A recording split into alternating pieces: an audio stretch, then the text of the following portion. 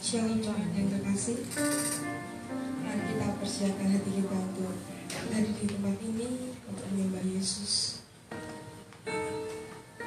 Karena kebaikannya kita terus diberikan berkat dan kasihnya selalu melimpahi kita di hari-hari kita. Untuk itu mari kita siapkan hati kita untuk menyembah Tuhan.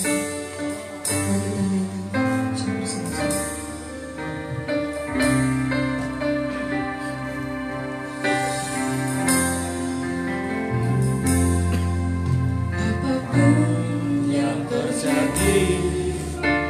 Dalam hidupku selalu ku berkata, Tuhan Yesus baik. Dalam segala hal yang terjadi, tetap ku berkata, Tuhan Yesus baik.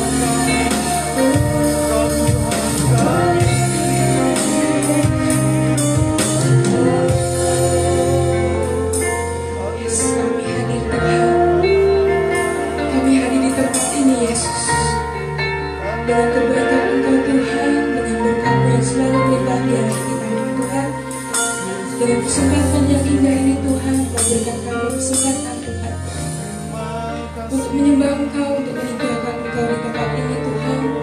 Biarkanlah Roh-Mu Tuhan yang turun di atas kami Tuhan. Biarkanlah Roh-Mu yang bekerja di atas kami Tuhan. Apa yang kami dengar Tuhan, apa yang itu yang harus kami lakukan Tuhan, dan tindakan Tuhan. Kami serahkan Tuhan ibadah kami Tuhan dari awal hingga akhir, hanya di dalam nama Tuhan Yesus Kristus. Haleluya. Amin. Mari kita semua bangkit berdiri. Beri salam kanan kiri, jangan lupa. Mari kita naikkan mikrofon terus. Aku diberkati.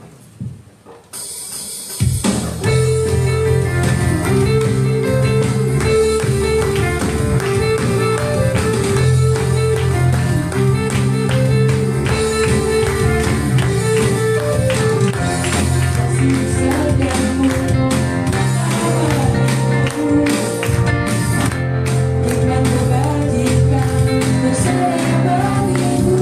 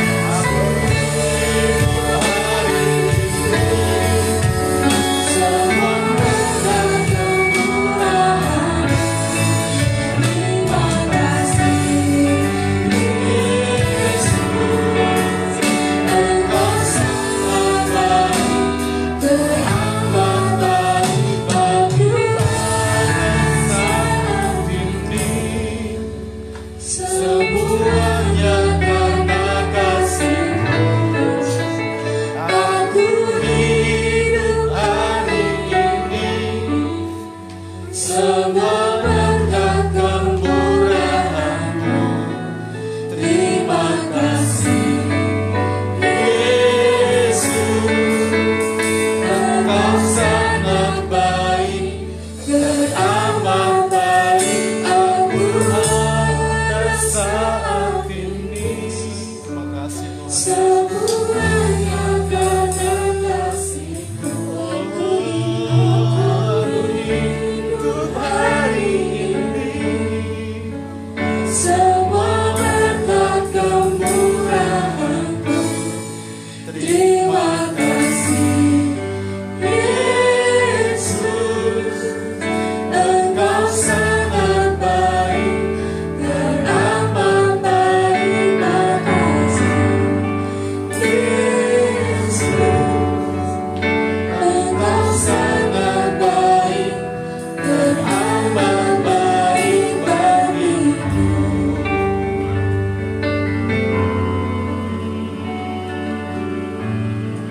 Kami bersyukur kehadirat-Mu Bapa yang baik, Bapa yang sangat baik. Kami mengucap syukur oleh perkenan dan kemurahan-Mu. Engkau menopang kami sampai hari ini. Amin. Dan kami siap untuk diberkati melalui firman-Mu sebentar ya Tuhan. Terima kasih, karuniakanlah kepada kami hikmat, sehingga kami bisa menangkap seluruh kebenaran firman-Mu secara utuh dan jelas. Dan kami akan melakukan firman-Mu, dan Engkau akan melakukan bagian-Mu, memberkati kehidupan kami untuk hormat kemuliaan bagi nama-Mu saja. Dalam nama Tuhan Yesus kami terima berkat firman-Mu itu. Haleluya. Amin. Amin. Amin. Puji Tuhan, Bapak Ibu, Salam. Shalom. Tadi Pak Jerry sudah mengenalkan saya, tapi saya rasa sebagian besar Bapak Ibu sudah mengenal saya kan beberapa kali saya melayani tempat yang lama. Tema yang diberikan kepada saya yaitu berkat perjanjian, yang terambil dalam Kejadian pasal 12 ayat 1 sampai ayat yang ketiga. Saya bacakan untuk Bapak sekalian. Berfirmanlah Tuhan kepada Abram, pergilah dari negerimu dan dari sanak saudaramu dan dari rumah bapamu ini ke negeri yang akan kutunjukkan kepadamu. Aku akan membuat engkau menjadi bangsa yang besar dan memberkati engkau serta membuat namamu masuk, dan engkau akan menjadi berkat. Aku akan memberkati orang-orang yang memberkati engkau dan mengutuk orang-orang yang mengutuk engkau, dan olehmu semua kaum di muka bumi akan mendapat berkat. Puji Tuhan Bapak Ibu, ini kesempatan yang pertama saya bisa melayani tempat ini. Kalau kita memahami, mengerti tentang tema khotbah kita pada pagi ini tentang berkat perjanjian. Nah, saya mau tanya Bapak Ibu sekalian, ketika Bapak Ibu mendengar kata perjanjian, kira-kira apa yang ada dalam benak Bapak Ibu? Silakan. Jadi waktu Bapak Ibu mendengar kata perjanjian, kira-kira apa yang ada di sekitar perjanjian itu? Silakan. Apa Santi? Jadi waktu Bapak Ibu mendengar kata perjanjian, nah, kira-kira apa yang ada dalam benak Bapak Ibu?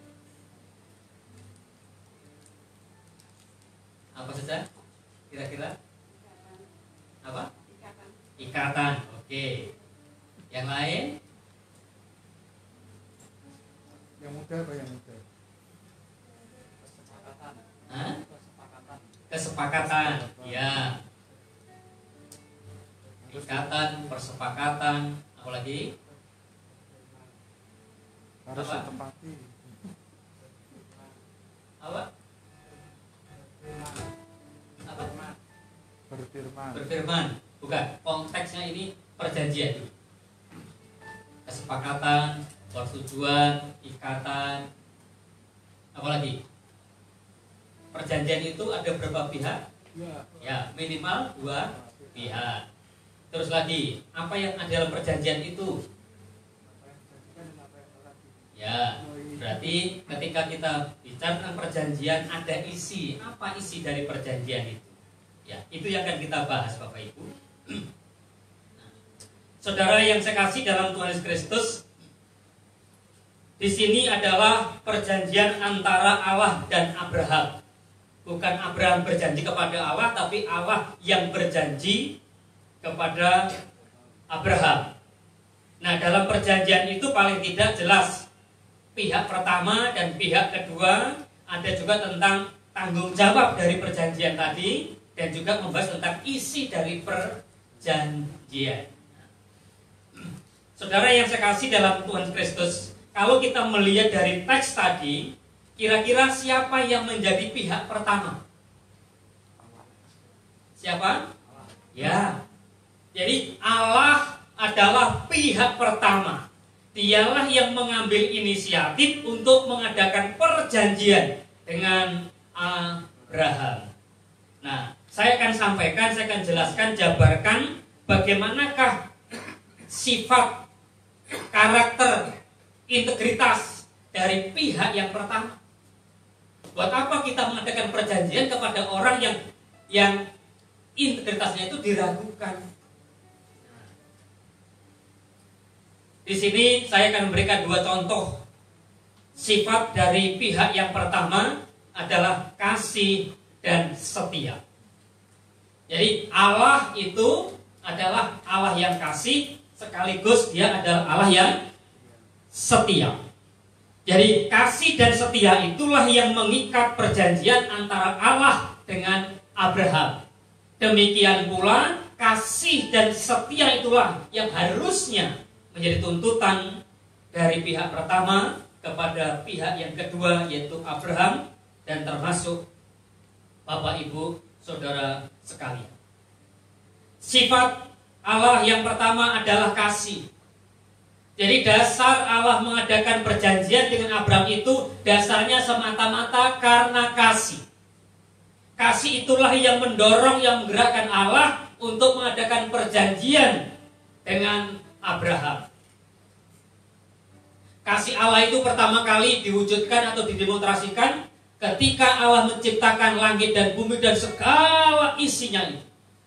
Sebelum manusia ada, sebelum kita lahir di muka bumi, Allah sudah menciptakan segala sesuatu untuk kebutuhan kita.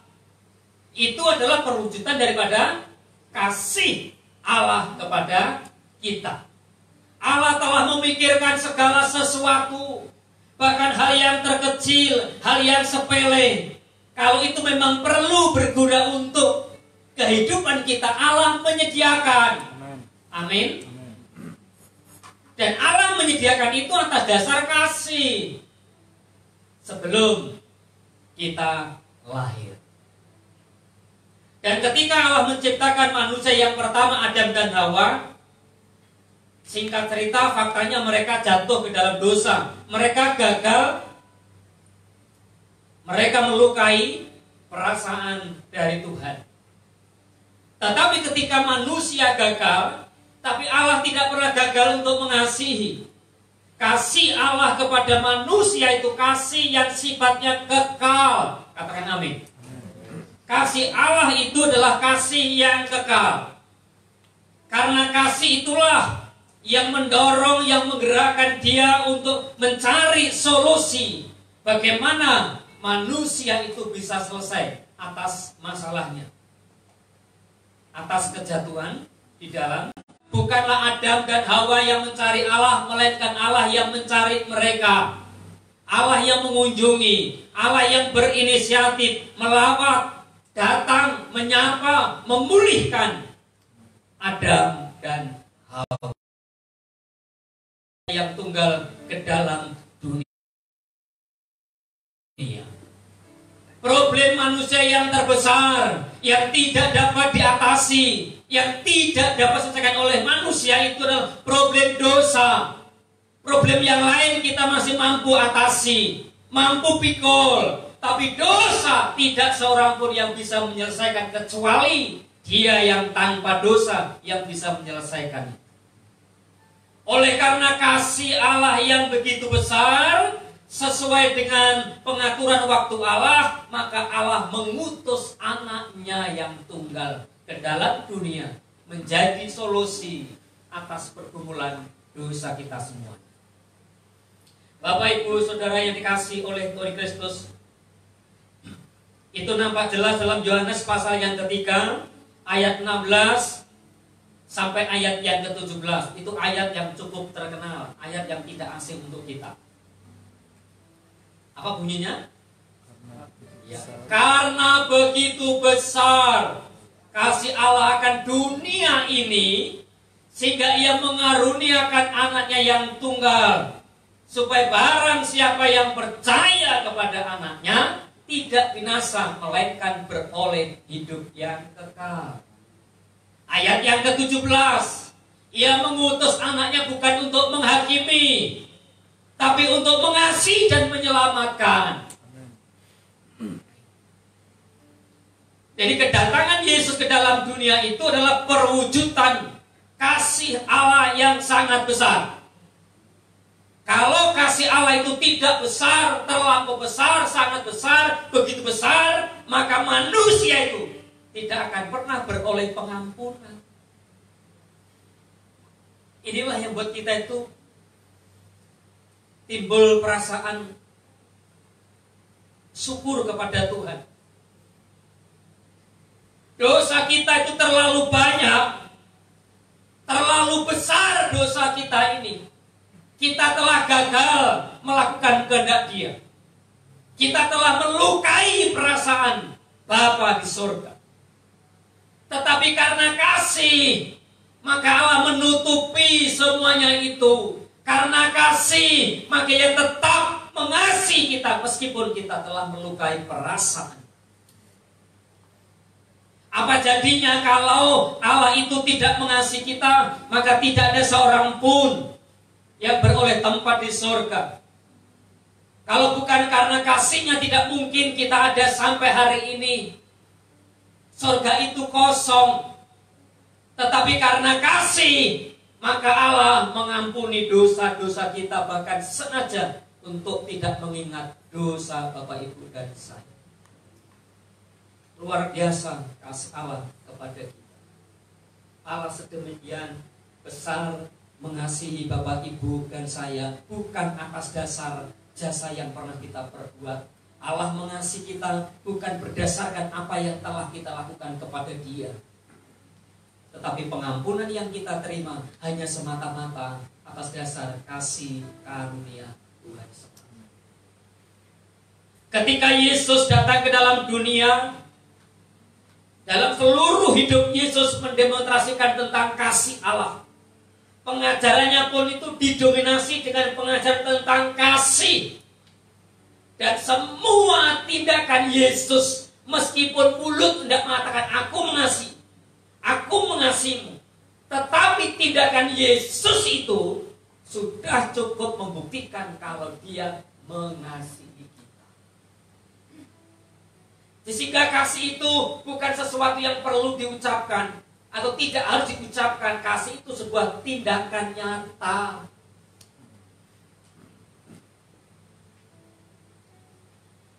Dalam Markus pasal yang ke-10 ayat ke-45, Yesus mengatakan, anak manusia itu datang bukan untuk dilayani, melainkan untuk apa?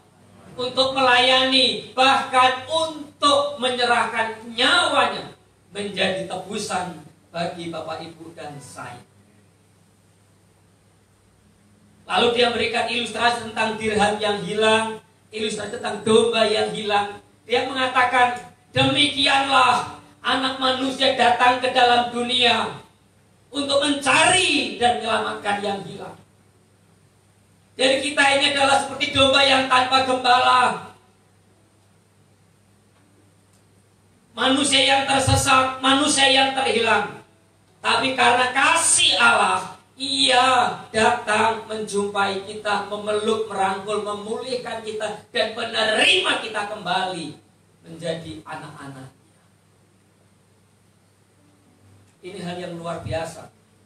Hal yang terus mendorong, mengubah saya untuk terus melayani Tuhan, apapun yang terjadi. Bahkan konsekuensi pun yang harus kami pikul. Saya mengatakan, Tuhan, kalau itu memang konsekuensi yang harus saya pikul, saya hadapi. Berikanlah aku kasih karunia untuk bisa menjalani panggilan. Bapak Ibu Saudara yang kasih oleh Tuhan Kristus, juga di dalam surat Rasul Yohanes 1 Yohanes pasal yang keempat ayat yang ke-10 dengan jelas bahwa bukan kita yang mengasihi Allah terlebih dahulu, tetapi Dialah yang terlebih dahulu mengasihi kita. Kalau Allah telah memberikan contoh, Dia adalah pribadi yang berinisiatif, tidak nunggu kita datang, tapi Dia datang lebih dulu. Harusnya kita punya mental yang sama, punya jiwa yang sama, punya spirit yang sama. Untuk apa? Inisiatif. Ketika gereja ini perlu segala sesuatu untuk pekerjaan Tuhan, tidak perlu ada pengumuman, tidak perlu didorong, dimotivasi, lalu dirayu, dibujuk dengan firman. Tidak perlu. Orang yang dewasa, orang yang telah menyadari dosaku terlalu banyak diampuni oleh Allah, lalu apa yang kulakukan terhadap kasih Allah itu? Maka kita akan bertindak untuk menyatakan kasih kepada Tuhan. Inisiatif.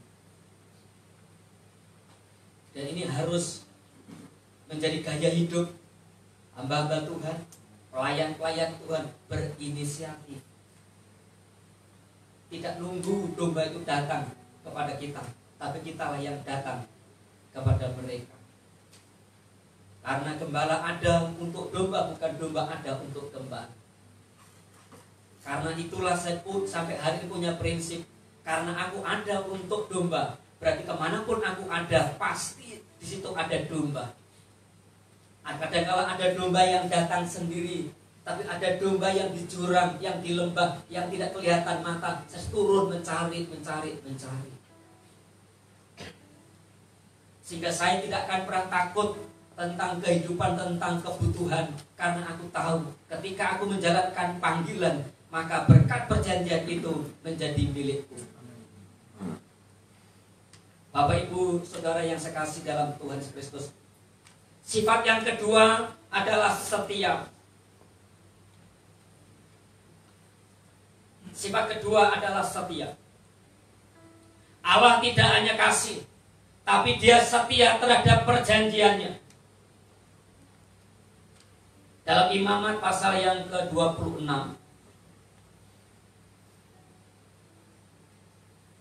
Imamat 26 ayat 42,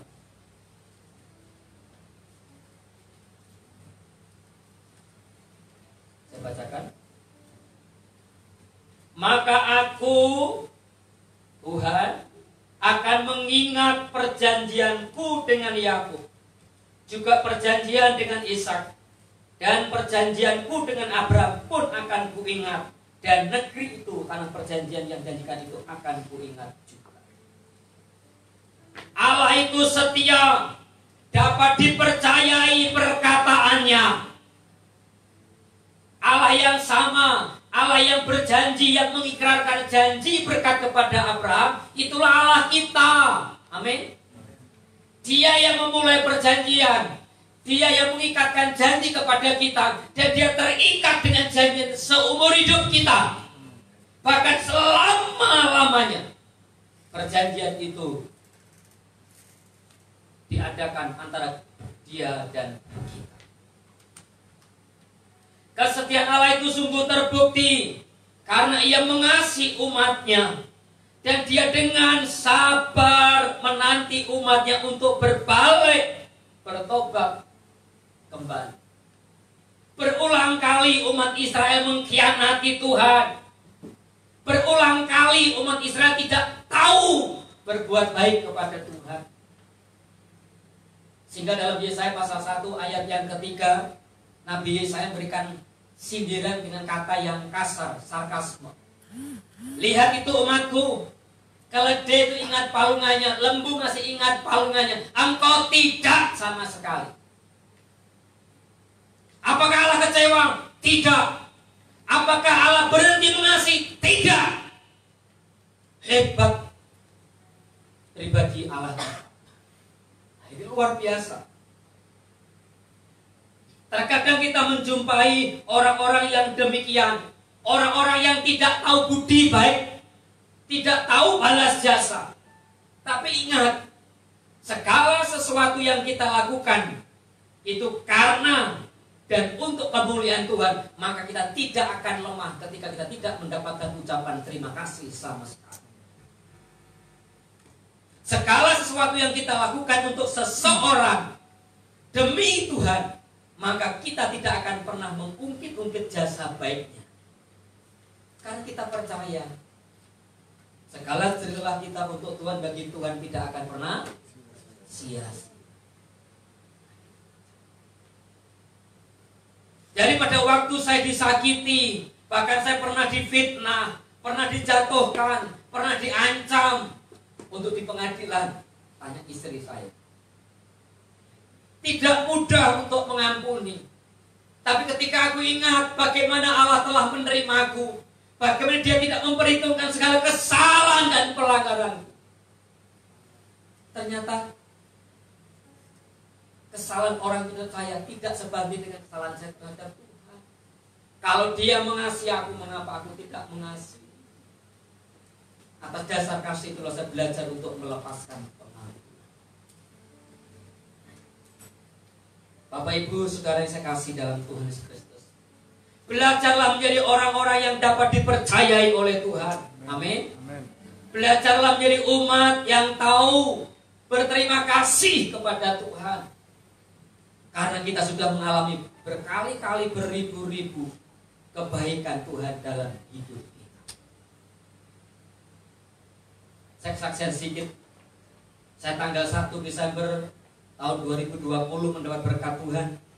Sementara pelayanan, selesai turun dari mimbar, tiba-tiba ulu hati saya itu nyeri, hanya sekian detik, lalu saya keringat dingin, terus saya dilarikan ke rumah sakit, dan singkat cerita, dokter menyatakan serangan jantung, ada penyempitan pembuluh darah yang bagian kanan. Saya di ICU kurang lebih 5 hari dalam kondisi yang kritis pada waktu itu. Saya tidak pernah mengeluh, saya tidak pernah meragukan kasih Allah, dan saya tidak pernah membangkit-bangkitkan semua yang sudah saya lakukan untuk Tuhan. Karena aku tahu aku lakukan itu karena kasihku kepadamu. Saya tidak pernah berkata, Tuhan kurangku apa? Apa saya kurang berjuang untuk? Tidak pernah. Saya mengatakan suka duka dipakainya untuk kebaikan. Saya berkata, Tuhan kalau ini baik bagiku, ajari aku sesuatu dari penyakitku. Bahkan hari ketiga setelah saya dipasang ring, datanglah seorang hamba Tuhan menjumpai saya. Dia tidak bertanya tentang siapa saya, langsung bertanya, Bapak, Anda Kalsifanus? Ya. Dia langsung khotbah setengah jam atau mungkin 2 SKS. Sudah bersyukur sama Tuhan, ya, belajar bersyukur. Dipasang ring berapa? 1. Belajar bersyukur. Nanti kalau sembuh, melayani Tuhan, komitmen untuk Tuhan. Melayani Tuhan itu tidak perlu berkhotbah seperti saya pendeta di mimbar, tidak perlu.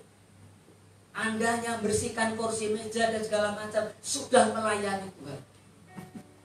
Apa saya tersinggung? Saya tidak tersinggung, karena memang dia tidak tahu siapa saya. Saya tidak tersinggung. Nah, orang yang di samping saya, yang saya tahu dengan saya, dia bukan bisa merah. Bapak tidak tahu siapa dia ya.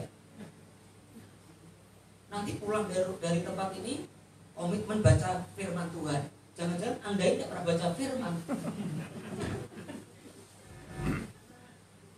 Bapak Ibu Saudara yang saya kasih dalam, Kalau orang mengasihi Tuhan dengan murni, dengan tulus, tidak akan pernah memperhitungkan segala sesuatu yang sudah dilakukan. Karena itulah yang dilakukan oleh Tuhan. Orang yang memperhitungkan segala jerilahnya di hadapan Tuhan itu mempermalukan dirinya sendiri. Kenapa?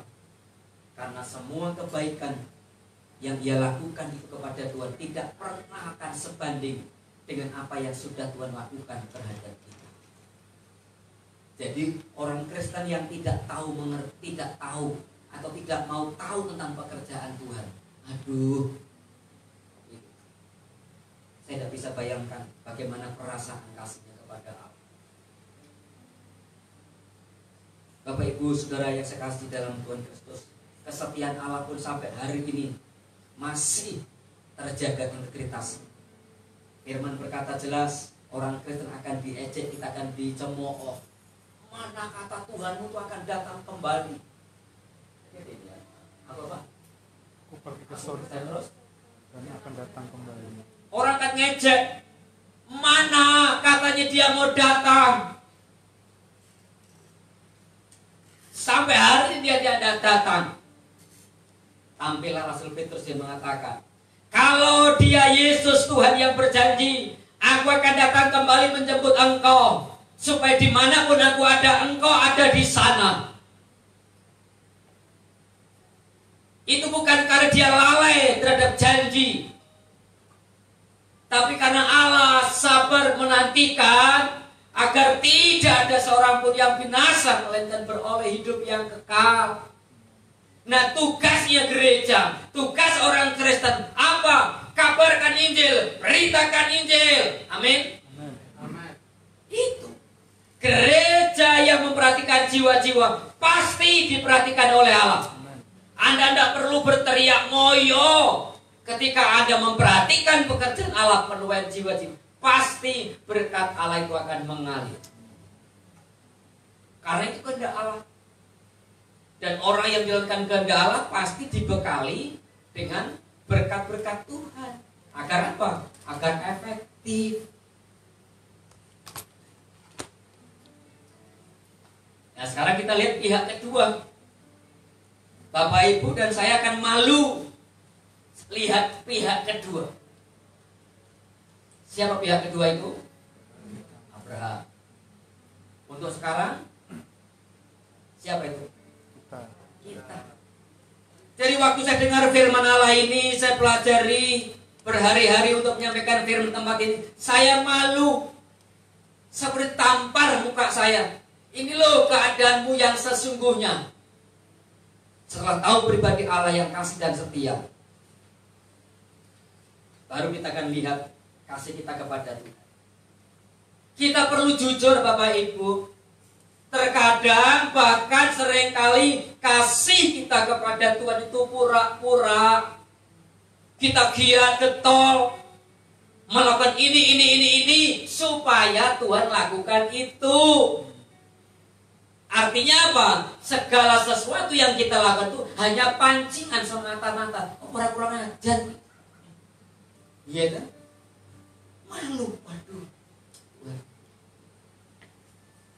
Seringkali kita masih pura-pura. Kita sibuk dalam pekerjaan Tuhan, baik tangan, baik kaki, baik keuangan, baik fasilitas.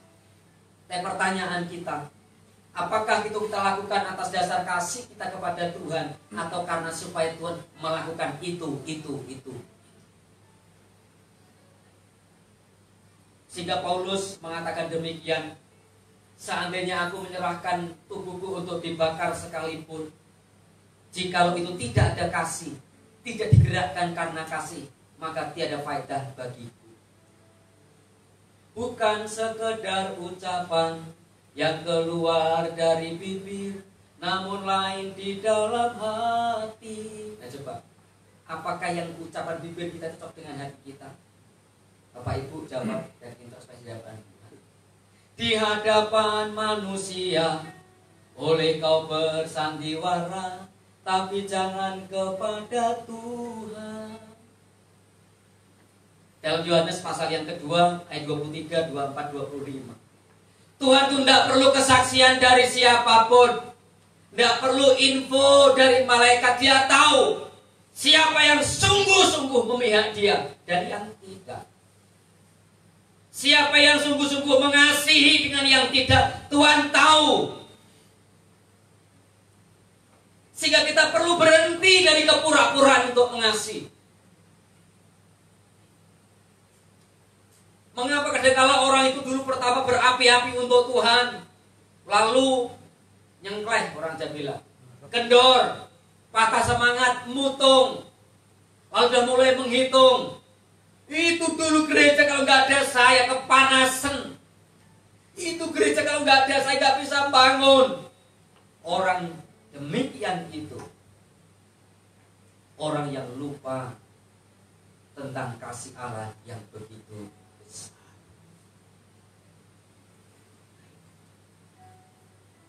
Bapak Ibu, saudara yang saya kasih dalam Tuhan Yesus Kristus, tentang bagaimana Allah itu mengasihi manusia dengan kasih yang kekal, kasih yang begitu besar, yang tak terukur, yang tak terhingga.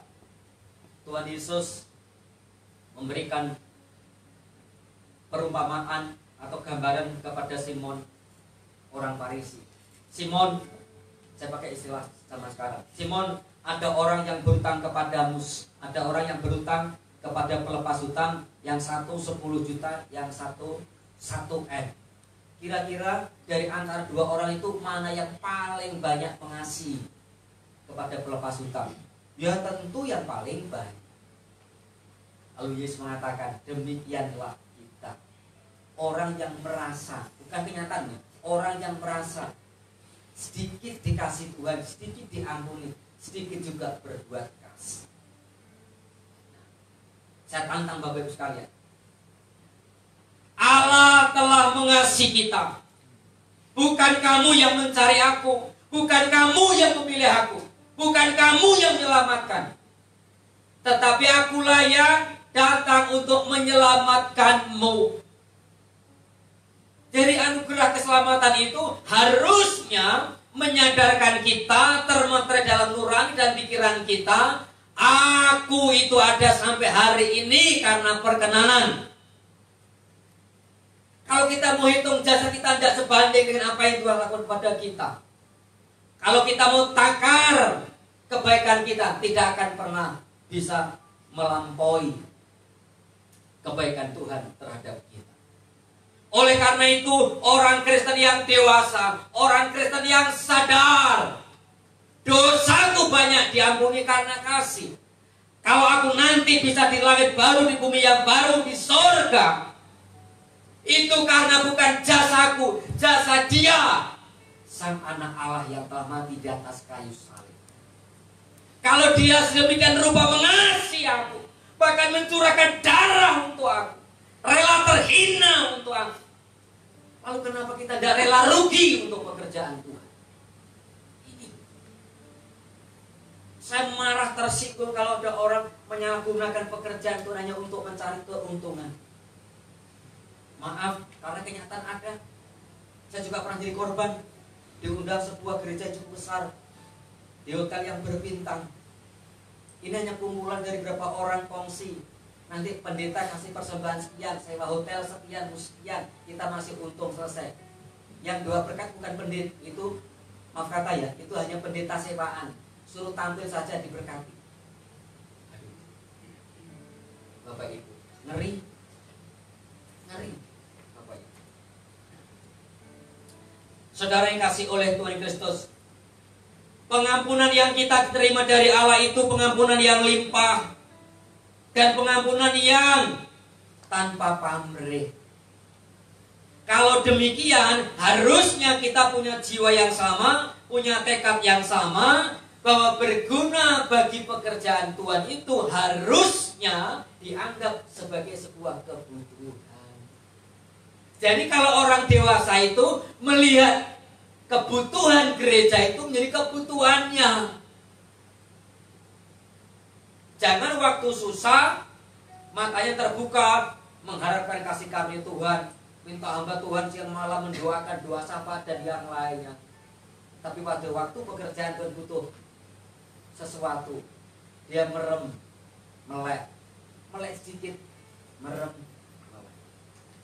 Saya prihatin. Bahkan saya prihatin kalau lihat orang Kristen tidak menyadari kasih Allah yang begitu besar, tangannya gegem, tidak pernah mekar. Lah kok enak men? Kok enak men? Orang nyambut gawe, jungkir balik, terus yang dan malam macam-macam. Ya itulah orang yang krisis kasih, orang yang tidak menyadari betapa besar kasih dan anugerah Tuhan kepada kita. Sifat yang kedua dari kita adalah setia. Apakah kita sudah setia? Dalam Yakobus pasal yang keempat, ayat yang keempat, kata firman, hai kamu orang-orang yang tidak setia. Kata tidak setia diterjemahkan dari bahasa aslinya, kata moikos, itu artinya berzina. Kalau umat Israel pada waktu itu dimurnikan kasihnya, cintanya kepada Yahweh melalui komitmennya untuk tidak mengikuti Allah-Allah lain. Jadi orang Israel itu dianggap berkhianat kepada Tuhan, tidak setia kepada Tuhan ketika mereka menyembah Baal. Umat perjanjian baru, gereja pertama kali dimurnikan bukan lewat itu, lewat aniaya. Firman berkata jelas, beritakanlah Injil mulai Yerusalem, Yudea, Samaria sampai ujung bumi. Mereka hanya puas ada di Yerusalem. Kenapa? Segala sesuatunya sudah terpenuhi. Lalu Allah goncang dengan penganiayaan fisik. Mereka tersebar ke seluruh dunia untuk memberitakan Injil. Itu gereja perdan. Lalu dengan kita bagaimana? Hampir-hampir kita tidak mengalami pemurnian iman kasih melalui aniaya secara fisik. Tapi Yakobus pasal 4 ayat yang keempat, 1 Yohanes pasal 2 ayat 15, 16 dan 17 dimurnikan oleh apa? Kecintaan, keterikatan dengan dunia. Kalau orang Kristen itu sudah mengingini dunia ini, melebihi keinginan kepada Tuhan, orang itu tidak akan pernah memiliki rasa lapar haus akan Tuhan yang benar. Itu berkhianat. Oke, nah sebelumnya saya mau bacakan dulu tentang perjanjian Abraham tadi. Kita lihat Galatia pasal 6 ayat 3 ayat Galatia 3 ayat 16. Ternyata berkat perjanjian Allah kepada Abraham itu merupakan simbol ya, tentang berkat yang sesungguhnya. Galatia pasal 3 ayat 16. Adapun kepada Abraham diucapkan segala janji itu, dan kepada keturunannya. Tidak dikatakan kepada keturunan-keturunannya, seolah-olah dimaksud banyak orang, tapi hanya satu orang. Dan kepada keturunanmu, yaitu apa? Kristus. Nah, perhatikan ini. Di dalam Kejadian pasal 12 tadi, itu ada kata yang sering diulang-ulang-ulang. Kata apa? Coba. Tadi, Kejadian 12 tadi, kata apa yang diulang-ulang? Kata berkat, mungkin lebih dari 4 atau 5 kali. Ternyata berkat yang Allah sediakan kepada kita ini jauh lebih besar daripada berkat yang pernah diberikan Allah kepada Abraham. Sehingga orientasi gereja itu bukan berkat itu, tapi Kristus. Ya. Orientasi gereja itu kiblatnya bukan lagi tanah Kanaan, melainkan apa? Kristus. Orientasi gereja itu haruslah membawa masing-masing jiwa itu serupa dengan Kristus. Nah, soal penghidupan tidak usah diragukan. Kenapa? Itu sudah include, gitu loh. Jadi kalau gereja itu pemikirannya masih dalam bingkainya orang Yahudi atau orang PL, ya maaf, itu bukan gereja. Gereja itu bingkainya bukan lagi Israel, bukan perjanjian lama, melainkan perjanjian baru. Hukum kita bukan hukum Taurat, melainkan hukum kasih karunia, membawa kita kepada Kristus. Matius pasal 5 ayat 48, kata firman, hendaklah kamu sempurna sama seperti Bapamu. Bisa enggak? Mustahil. Tapi kalau mustahil, kenapa Allah berfirman? Ya, itu mustahil kalau bukan karena kasih karunia. Berarti kita harus mengejar target kita serupa seperti Kristus. Gereja yang orientasinya hanya menggembukkan diri, hanya urusannya mamon, pujian mamon, kesaksian mamon, firman mamon, tinggalkan. Itu salah arah. Bukan berarti Allah tidak memperhatikan kebutuhan, bukan. Dalam Matius pasal yang ke-6 sudah dijelaskan, terutama ayat yang ke-8 sampai nanti 25 sampai 34. Bapamu tahu kamu memerlukan semuanya itu. Tapi kalau kamu itu hanya mencari itu, maka kamu seperti orang-orang yang tidak mengenal Allah. Tapi kalau kamu mengenal Allah, mencari perkenanan kepada Allah, maka itu akan menyertai.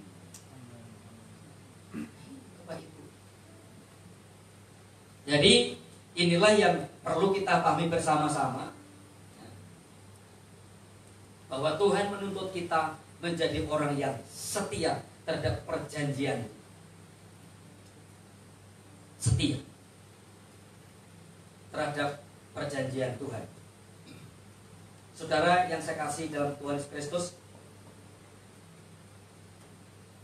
tadi saya singgung dalam 1 Yohanes pasal yang kedua ayat 15 sampai ayat yang ke-17 itu.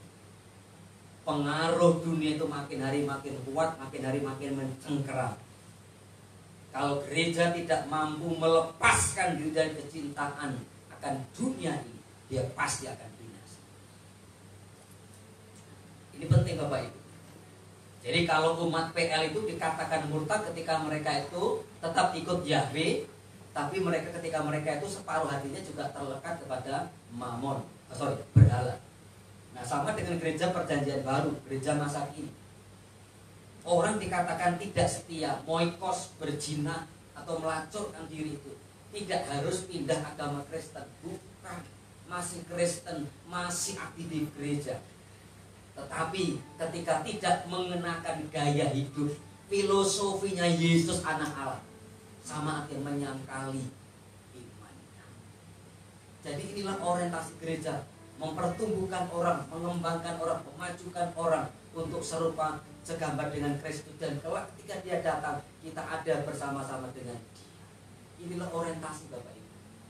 Jangan sampai melenceng dari orientasi dan tujuan hidup kita yang sesungguhnya. Saudara yang saya kasih dalam Tuhan Kristus, hal itu bukan berarti saudara tidak boleh menginginkan segala sesuatu yang ada di dunia. Bukan, itu salah paham. Ya. Orang Kristen itu masih boleh menginginkan segala sesuatu yang ada di dunia ini, tapi dasarnya yang sudah berbeda. Kalau dulu dia mengejar apa yang orang lain miliki, aku juga bisa punya dengan harapan dan yang lainnya. Tapi sekarang dasarnya, aku ingin punya ini, punya itu. Bagaimana aku bisa efektif terlibat dalam pekerjaan Tuhan. Jadi kiblatnya, arahnya, motifnya sudah berbeda. Aku menginginkan sesuatu itu, dasarnya hendak digunakan bagi Tuhan dan pekerjaan. Bapak Ibu, saudara yang kasih oleh Kristus, janganlah pernah ragu. Perjanjian berkat Abraham itu tetap menjadi milik kita, karena dia berkata perjanjian itu adalah perjanjian yang kekal. Pertanyaannya, kalau Allah kasih, menunjukkan kasih dan setia, apakah kita sungguh-sungguh mengasihi dia setulus hati? Apakah kita sudah menjadi orang-orang yang bisa dipercayai, bertanggung jawab dengan perjanjian Tuhan tersebut. Harapan saya Bapak Ibu, kita tidak perlu ngeklaim janji ini, janji sudah diberikan kepada kita, ayo kita hidup berjalan dalam perjanjian berkat Tuhan. Dan berkat itu ternyata yang paling utama bukanlah berkat jasmani, melainkan Kristus itu sendiri. Jadi berbagai Bapak Ibu yang hari ini sudah terima Kristus itu adalah juru selamat, itulah berkat kekayaan kita yang abadi, yang tidak pernah bisa digeser, dibeli, ditukar dengan apapun. Ketika Bapak Ibu sudah memiliki Kristus, maka Anda dan saya berani berkata, cukup bagiku. Tapi ketika Anda merasa belum cukup atas dunia ini, Anda akan kehilangan Kristus. Tapi kalau Anda mengatakan, Tuhan cukup bagiku, Yesus bagiku, maka Anda pasti akan menikmati yang namanya damai dan pemeliharaan Tuhan. Tuhan Yesus memberkati. Mari kita bangkit berdiri.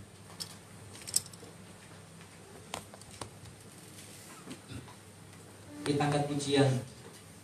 Mengasihi, mengasihi, lebih sungguh mengasihi, mengasihi, mengasihi, lebih sungguh. Karena Dia yang lebih dahulu mengasihi kita, dan kasih-Nya telah nyata kepada kita. Dia mengorbankan miliknya, bahkan dirinya yang korbankan, karena kasih-Nya kepada kita. Sekali lagi mari kita komitmen mengasihi Dia lebih sungguh.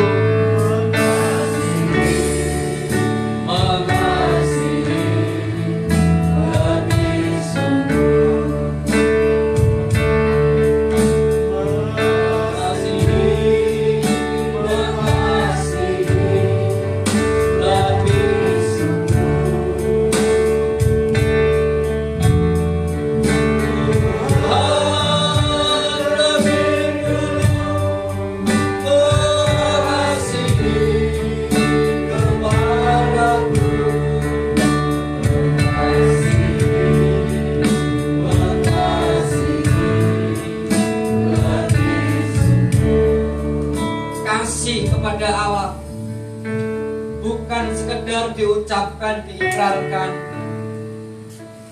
tapi kasih itu sebuah tindakan. Mari kita buktikan kasih kita kepada Allah dengan tidak mengikuti gaya hidupnya orang-orang yang tidak mengenal Allah.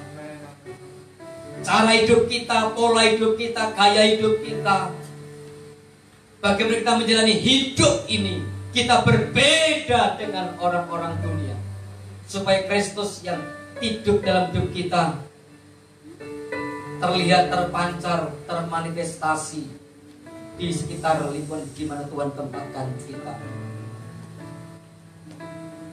Bisnis, pekerjaan yang Tuhan percayakan kepada Bapak Ibu, disitulah Bapak Ibu dipanggil, ditempatkan menjadi surat terbuka Kristus, menjadi seorang evangelis, seorang pemberita Injil di situ. Itulah ladang misi saudara. Terima kasih atas firman-Mu Bapa. Terima kasih buat perjanjian berkat yang Kau berikan kepada kami. Ternyata berkat yang Kau janjikan kepada kami adalah berkat yang kekal, yaitu Kristus itu sendiri. Ketika kami memiliki Kristus, maka kami memiliki segala sesuatu. Menjadi orang-orang yang berbahagia di dunia ini. Segala kesusahan, kekurangan kami tidak akan pernah menggeser kasih kami kepada Kristus. Dan semua hal itu tidak akan pernah mengurangi kebahagiaan, sukacita dan damai sejahtera yang Tuhan berikan kepada kami. Berkati seluruh jemaat RBC di tempat ini makin bertumbuh, makin berakar kuat dan berbuah lebat bagi kemuliaan nama Tuhan. Dan biarlah dengan iman kami ikrarkan di hadapan-Mu ya Tuhan, tempat ini tidak akan pernah muat lagi. Tempat ini tidak akan pernah muat lagi.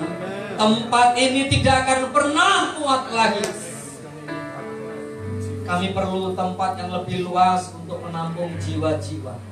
Dan Tuhan, pakailah kami menjadi rekan kerja-Mu sesuai dengan kapasitas kami masing-masing. Di dalam nama Yesus kami ucap syukur dan terima berkat perjanjian ini. Haleluya. Amin.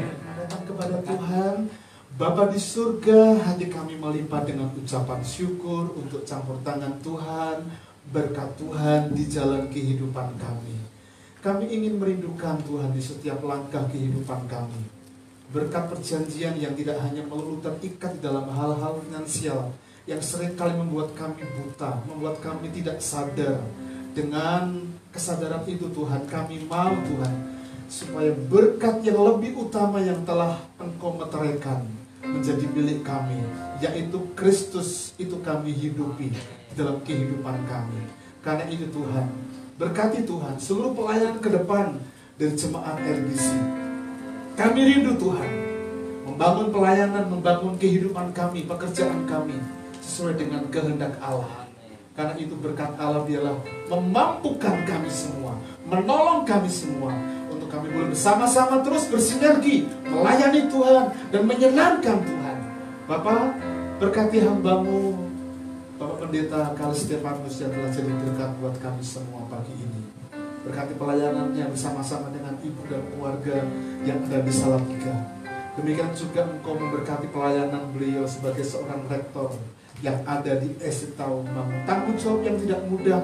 Kami berdoa Tuhan mampukan beliau.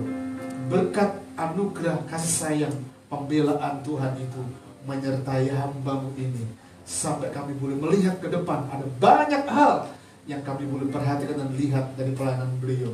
Kemanapun Engkau utus hamba-Mu ini jadi berkat bagi banyak orang. Ada banyak orang dikuatkan, ditegur, dinasihati, diajar dalam kebenaran firman Tuhan. Seperti kami pada pagi ini, kami bersyukur Tuhan untuk kehadiran beliau yang menyapa kami dengan lembut. Sekalipun apa yang kami terima mungkin bagi sebagian kami adalah keras, tapi ini menjadi tekad kami bersama-sama Tuhan, untuk kami bersama-sama menangkap pesan Tuhan yang adalah firman Allah yang kami perlu hidupi dalam setiap langkah kehidupan kami. Berkati pergumulan kami semua, umat-Mu, jemaat RBC yang Kau kasih, baik kami yang ada di rumah ibadah ini ataupun kami semua yang mengikuti ibadah dari rumah kami masing-masing secara streaming. Bapak, berkati kami semua. Berkati rumah tangga kami. Berkati pelayanan kami, pekerjaan kami. Berkati studi kami, studi anak kami, studi cucu kami. Biarlah Engkau menganugerahkan segala hal yang baik yang Tuhan limpahkan dalam kehidupan kami, yaitu damai sejahtera Allah yang melampaui segala akal yang memampukan kami untuk kami selalu berada dalam naungan dan kasih Tuhan, terutama di masa-masa yang tidak mudah ini. Kemanapun kami pergi Tuhan, biarlah perlindungan Allah itu nyata, proteksi Allah itu nyata dalam kehidupan kami semua. Terima kasih Tuhan Yesus, anugerah-Mu melimpah, berkat-Mu melimpah atas kehidupan kami semua. Sekarang kami akan pulang meninggalkan ibadah ini menuju ke rumah kami masing-masing, dan biarlah berkat Allah itu selalu menaungi kami semua. Bapak Ibu jemaat yang dikasihi Tuhan, angkatlah kedua belah tangan-Mu dan terimalah berkat Tuhan. Pandang Dia Bapa sumber berkat. Dia mencurahkan berkat dan kasih setianya kepada kita. Berharaplah hanya kepada Tuhan, Bapa yang mengasihi kita. Pulanglah Engkau membawa berkat Allah, berkat yang datang dari Bapa, dari Tuhan Yesus Kristus, dan persekutuan di dalam Allah Roh Kudus yang senantiasa memberkati kita semua. Tuhan memberkati engkau dan melindungi engkau. Tuhan menghadapkan wajahnya yang kudus kepadamu dan seraya memberikan berkat sukacita. Berkat damai sejahtera dilimpahkan dalam kehidupan kita semua. Engkau akan menjadi kepala dan bukan ekor. Dan engkau akan mengalami progres naik dan tidak pernah turun. Berkat Allah itu akan kau rasakan dalam kehidupan rumah tanggamu, pekerjaanmu, pernikahanmu, studi kita semua. Bahkan berkat Allah itu akan terus mengalir seperti pohon yang ditanam tepi aliran air yang akan terus menghasilkan buah. Demikianlah hidupmu diberkati oleh Tuhan dari sejak pada pagi ini sampai kepada Maranatha. Tuhan datang menjemput kita semua. Dalam nama Tuhan kami berdoa bersyukur. Haleluya. Amin.